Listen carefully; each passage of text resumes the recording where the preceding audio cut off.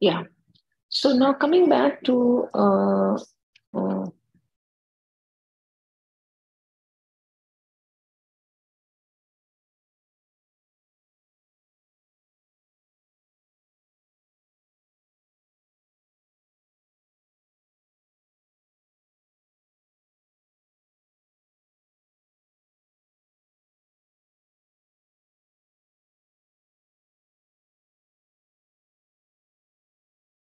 yeah. So that is how we can talk about social anthropology and history, which are dependent on each other. So social anthropology and economics, if we look into, see, as you all know, that economic focuses on particular institutions and is concerned about the production, consumption, distribution of economic goods and development, prices, trade, and finance. The economy is an important thing. So in anthropology, there is an area of specialization called economic anthropology. Okay. So it is a precious fact that, when an institutionalized kind of a phenomenon first appear in anthropology in direct relation to the field research among exotic societies. Anthropology has a substantial overlap with economics, considered as a production and distribution of goods.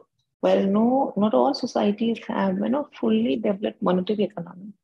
So all societies do have science, scarce goods, and some means of exchange. So social anthropologists are interested in exploring the range of production and distribution system in human society. So tribal economy, for example, and in understanding the particular system in the society which is being studied at a given time. So most social anthropologists are not scientifically interested in the operation of the economy of one's own society, but the typical non-anthropo economist, on the other hand, is extremely interested in the operation of one's own. So he will not ordinarily show much interest in the operation of great different economic systems. So social anthropology, under the name of formalist versus substantivist interpretation of the primitive economics, bring with these terms the following option between the ready-made models of Western societies, Western economic sciences, specifically the microeconomics, taken as universally valid and therefore applicable to the primitive societies, and the necessity, supposing the so here you should understand what you mean by formalist economy and the substantial economy. Okay. So okay. So now, what is the difference relationship of social anthropology, political science? Now, when I say political science talks about the study of state, the study of government. Okay. So the foundation of anthropology was evolutionism, biology, and the great social theories such as Karl Marx, Weber, and Durkheim. Whereas the foundation of political science was classical philosophy.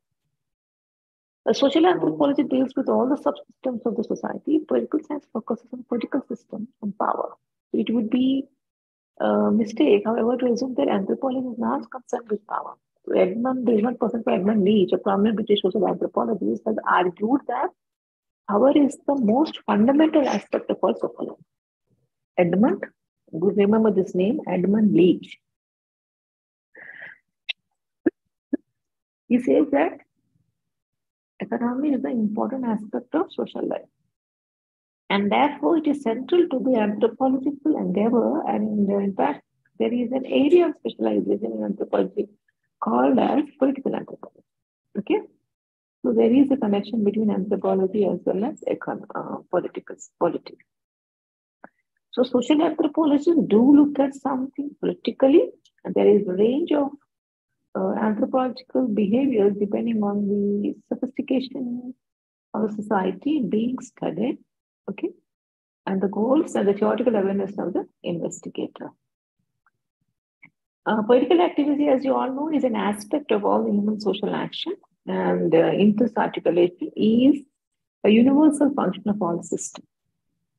So social anthropology represent a highly diverse set of policies from whom political theory should be applicable if such ideas are being claimed to universality. For example, for a political scientist, the presence of anthropological literature is not only a stimulus to theory testing, but forms a basis for understanding local political situation as well. So you remember this point.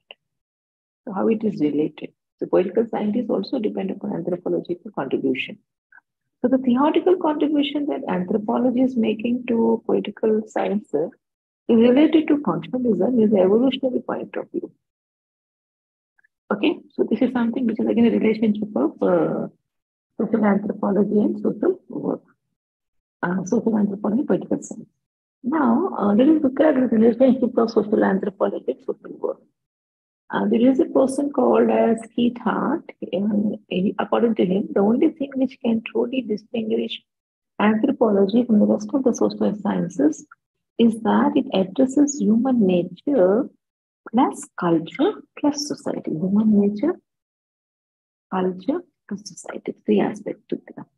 So knowledge about society and culture is very important for the social order. Social anthropology is the systematic study of social relationship at levels ranging from individual reaction to global political and economic relations. So it examines the cultural, historical, physical, and linguistic behavior of people from all parts of the globe, both in the present and the past. Okay. The social workers help people in a number of ways, including dealing with understanding the relationship with others, solving their personal or familial or environmental problems, which are affecting their lives, daily lives. The social workers practice a profession in specific social and cultural content, which will directly influence the mode of practice. So they have to take into consideration the values, the norms, the beliefs, the ideologies of the society before they create programs of action to solve or to ameliorate social problems and resolve conflict. Equally important is the necessity of the social worker to understand himself or herself. The social workers are themselves products of the society that they live in and are inevitably influenced by it. So knowledge about society and culture is also needed to help the social worker gain self-awareness about himself or herself. And the personality of the social worker is a major tool used in practice and culture plays a major role in the development of the personality. Okay. So society and culture are basic concepts used by social anthropologists to understand the social reality around us. In social anthropology, we usually study the various social institutions, as I said earlier, and the components of social system, their structure, their organizations, functions, which people live, and it is the job of social anthropologists to identify its corporate social system. So in social anthropology, what is happening? Various theories and concepts have been developed to understand the meanings of social structure, the social organization, and the social function. So you remember this point as well. Okay, the social anthropology and social work also differ in many aspects. Like in social anthropology, the approach in society is theoretical and theory building. Theoretical and theory building is a major concern, and social work, on the other hand, has to be practical and deal with problems. On the other hand, anthropologists find social workers work to be fragmented and oriented only towards the problem at hand. Another important distinction between social work and social anthropology is that the social work makes claims to be a value-free discipline. Being objective and free from bias was considered a virtue by social worker, whereas social work, on the other hand, the important distinction between social work and social work. The social analysis does a later made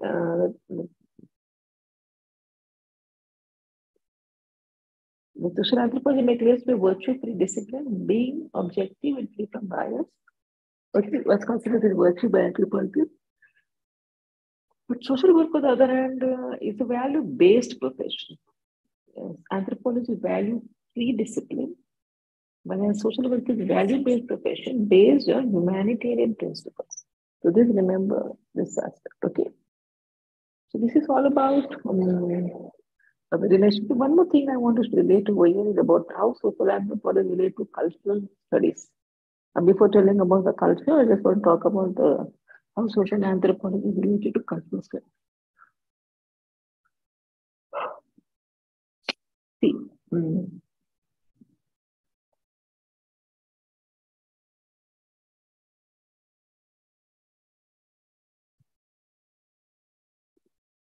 See, when you get 21st century, what is moving towards a homogeneous culture? Social scientists define culture studies as a combination of sociology, literature theory, film public video studies, cultural anthropology to study various social phenomena in industrial societies. And researchers on cultural studies basically concentrate on how a particular phenomena is linked to matter of ideology, okay, race, social class, gender, okay. So basically, cultural studies deals with the meaning and practice of everyday life, okay.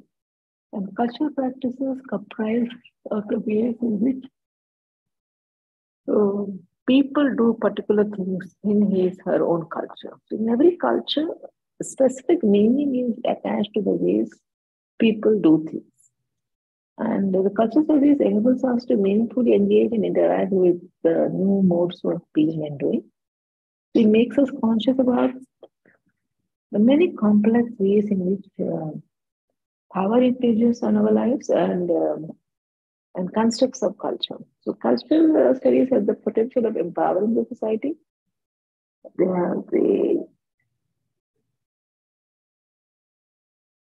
have the potential of empowering the society to critically read the media.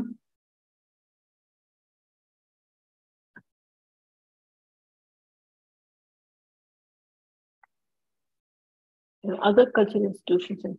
It also helps us to understand how they shape our identities and to think about how we would possibly shape them. Okay.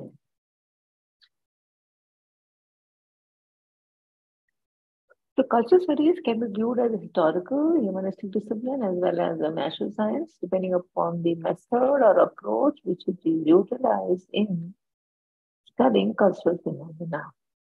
So the traditional tendency to understand the culture as a naturalness concept is still quite dominant, not only among the common folk in general, but also among those engaged in the academic arena of culture.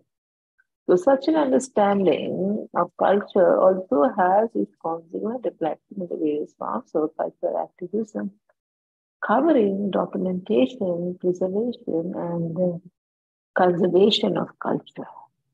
So, it also leads to the systematic classification of various cultural items like music, dance, literature, and language, and also assembling them in a hierarchy. Okay, so this is all about the cultural study. So before that, let me talk about mm, what you understand by culture, what exactly culture is all about, and what are the characteristics of culture, and how it is related to human nature as well. The second unit, Lumiko, you have it in the second unit. You can check it for the second unit. Second unit talk exclusive of the culture is characteristics and types of culture. Fine. So if you have been, okay, I think everybody must have gone to the zoo and everyone have observed the behavior of animals of monkeys. You must have been struck by similarities between their gestures and ours. Some of you might have wondered whether we are just like these animals, but little more developed, okay?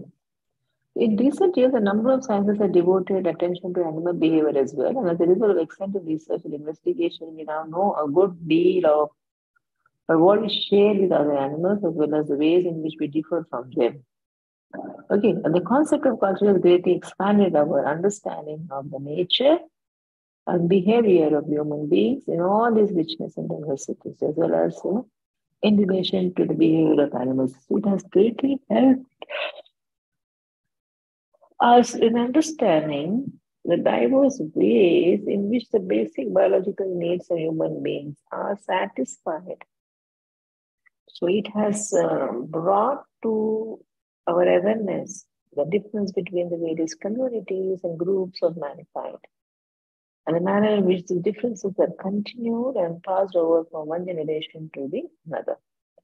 So the concept of culture is immensely useful and helpful in that it offers us a truly a broad perspective on mankind and therefore expansible knowledge, intelligence, And it also liberates us from the chains of prejudices and group contentedness. And can humanize our consciousness. So, what is culture? Culture is nothing but way of living. So, we live in this culture, how we live. This simple way, you can say that how culture is something. It talks about how we live. Okay.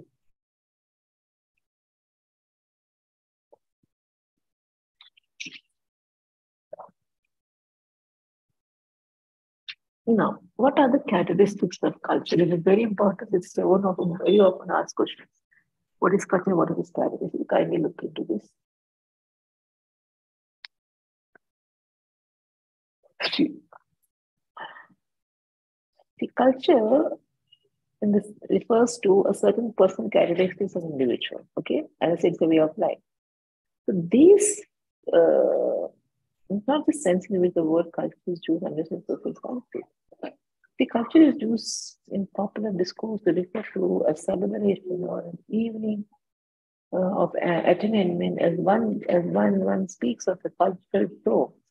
In this sense, culture is identified with aesthetic or the fine arts, such as dance, music, or drama.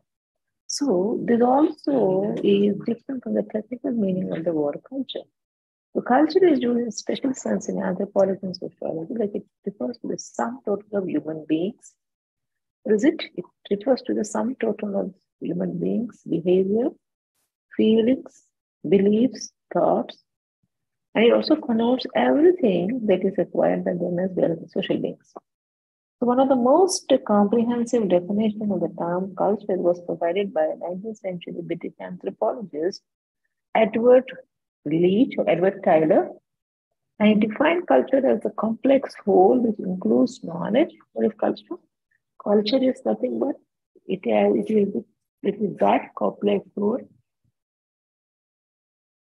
which includes knowledge, belief, art, morals, law, custom, and any other capabilities and habits acquired by man as the member of society. So you should remember this Edward Teller definition of culture. Again, I'll repeat the definition over here. So what is the definition? A culture is that complex whole which includes knowledge, belief, art, morals, law, custom, and any other capabilities and habits acquired by man as a member of society. So culture has two different rules, two distinctive rules, but has two distinctive but interrelated aspects. On the one hand, it is an expression of human beings' ingenuity. It cannot be adequately understood without reference to certain characteristics which are unique to human beings.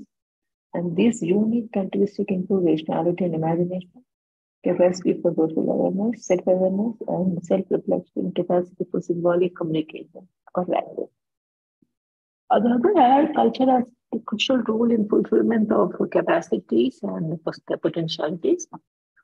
Capacity potentialities. The survival of the evolutionary process was made possible due to culture. Such factors as cooperation, domestication of plants and animals, discovery and use of fire, the making of tools and implements, and the invention and use of language greatly facilitated their adaptation to the natural environment. So, see, as you all know that human beings, cooperation among human beings provided security for animals and external factors or external threats. It facilitated the hunting of wild by making it a group activity. So the domestication of plants and animals helped in the adaptation of human groups and community to the environment. So obtaining food through gathering, fishing, and hunting was made easier by the use of tools and implements. So discovery and use of fire provides security for wild animals. The language made possible the concept of sharing, accumulation, and transmission of experience and skill. What is it? Language made possible for sharing. What is it? What I said? To language, what is happening? Language is very important. Okay, the language made possible the concept of sharing, accumulation of knowledge, and transmission of experience and skills. So, if not for culture, human beings would have probably perished with the long and arduous process of evolution. Okay, the culture is very important for humans, existence of humans.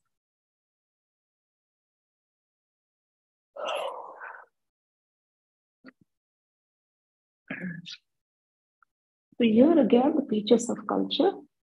So culture is being understood in two sense, a general and specific sense. Used in a general sense, it implies the sum total of those characteristics which are unique to mankind and which have no parallel in the animal kingdom. So when it's used in a specific sense, it is a sum, it differs in totality of the life base and behavior patterns of the community or a group.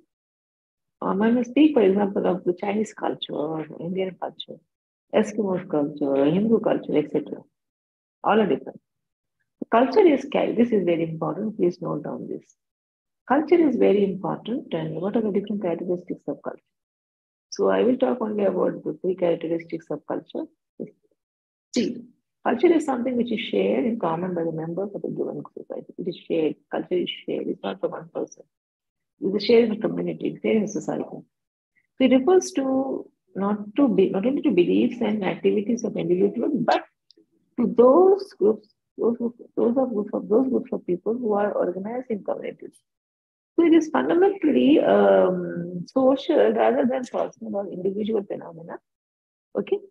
Next characteristic is culture is learned and acquired by human beings in interaction with others. Okay, so it's learned. And the individual acquires the characteristics of his parents, of his groups in two ways. On the one hand, he or she acquires the physical characteristics and features of his parents, his or parents, such as skin color, structure, texture of hair, and color of the skin, eyes, through genetic transmission, over which he or she has no control. On the other hand, he or she learns and acquires the attitudes, language, and habits of his or her parents, and through them of his or her group by way of cultural transmission. Genetic transmission and cultural transmission, both are different. So it follows with above this, there's a difference among various groups and communities in regard to language, beliefs, customs, rituals are to be understood and explained not in terms of physical or racial differences, which are biologically inherited, but in terms of learned and acquired cultural differences. So, third aspect is culture is not only learned and acquired by individuals in the social context, but it is also accumulated and transmitted from generations to generations through the mechanism of symbolic communication or language. So, in other words, a society or a community accumulates over a long period of time experiences, knowledge, and belief skills which are shared in common by the members, and it passes from one generation to another. See, when an activity, if I can tell you, like, interview one member of your grandparent generation, one of your own generation, and one of your child generation in your family, and what they think, what they think about the role of men, women, and children in your family, community, and society. And just you can do a empirical study, like you can talk to three generations and what are their opinion of the role of men and women in the society. I think you may get different answers from different generations. You can do a study on that. Okay, so this is all about culture and culture. What is culture and its characteristics. Okay.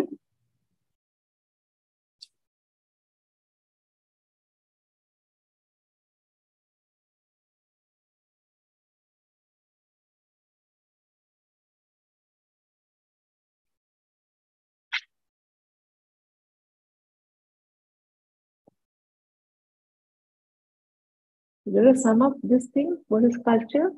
Culture by differentiate human beings from others, animals, refers to the some sort of the activities to beliefs, attitudes, and all that is characteristics of them as social beings. So culture is shared by the members of a group or a community. Culture is an expression of human beings with their unique capabilities and potentialities.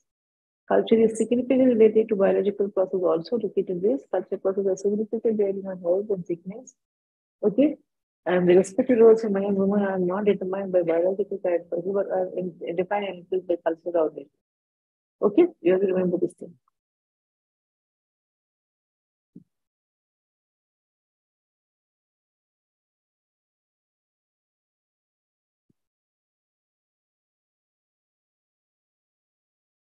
See, for example, I just want to talk about culture and sex roles. Like, men and women differ not only in anatomical and physical features, but also in respect of behavior, role, and attitudes. So it generally held that men and women behave differently because nature has prescribed different roles and behavior patterns for them. This is a mistaken view. Okay, the difference between the roles and behavior patterns of men and women, though related to certain anatomical and physical causes, are not entirely determined by them.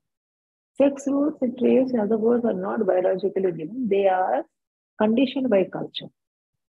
For example, in India and many other cultures, men are supposed to be dominant, aggressive, and rational, and women are supposed to be submissive, impulsive, emotional, and delicate. So there is, as said by Margaret Mead, a distinct American anthropologist, made a comparative study of the respective roles of men and women in three primitive societies in New Guinea. She found that in each of these cultures, the sex roles were radically different from those of Western culture. For example, in the Tehembuli tribe, women are masculine men and men feminine.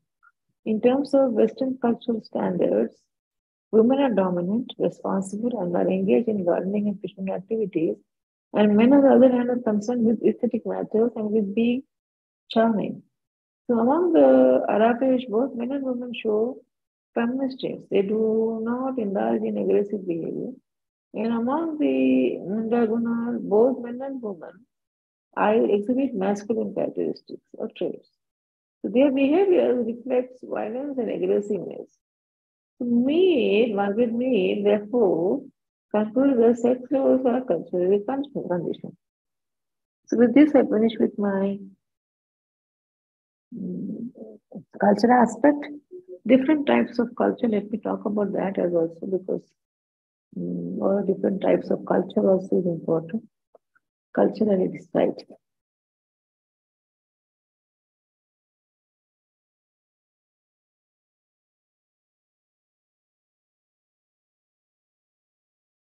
So, want I'll give you this material as well. Okay. Yeah.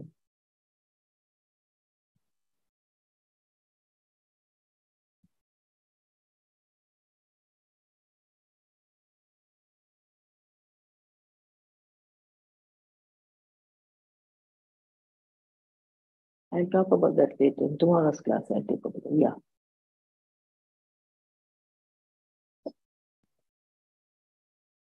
Okay. Thank you so much.